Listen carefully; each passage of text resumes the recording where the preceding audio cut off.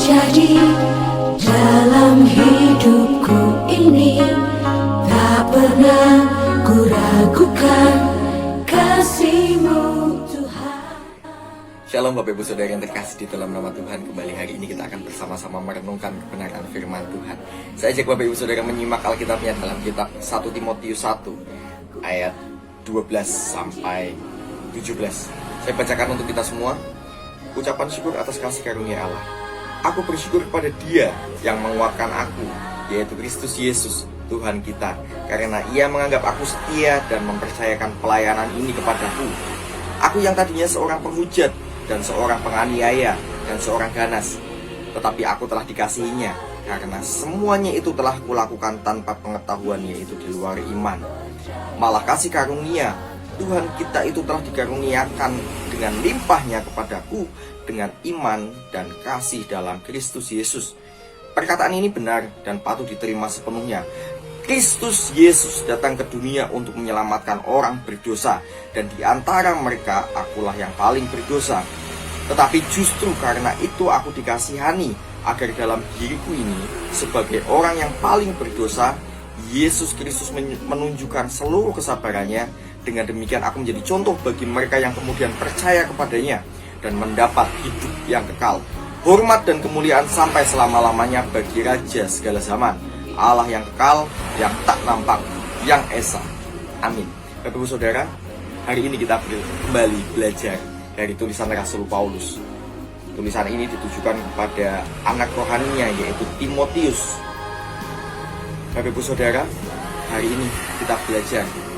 Rasul Paulus mau kita bersama-sama belajar bersyukur kepada Tuhan yang selalu menguatkan kita, Tuhan yang senantiasa mengasihi kita, Tuhan yang senantiasa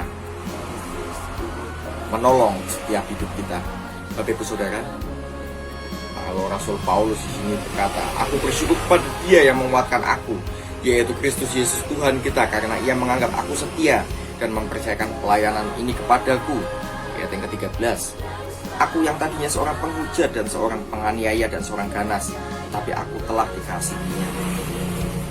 Sama seperti kita yang seharusnya tidak diselamatkan, kita yang seharusnya masuk dalam neraka, tapi Tuhan Yesus rela mati di atas kayu salib untuk menebus setiap kita yang berdosa, agar kita beroleh hidup yang kekal.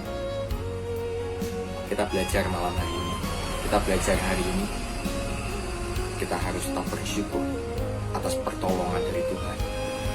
Kita bersyukur atas kasih yang dari Tuhan. Kita bersyukur atas keselamatan yang dari Tuhan. Siapakah kita ini?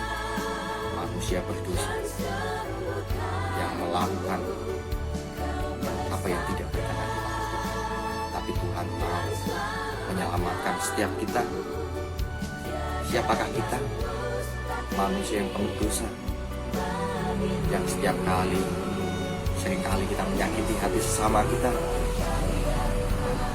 Tapi Tuhan mau menyelamatkan setiap pribadi kita.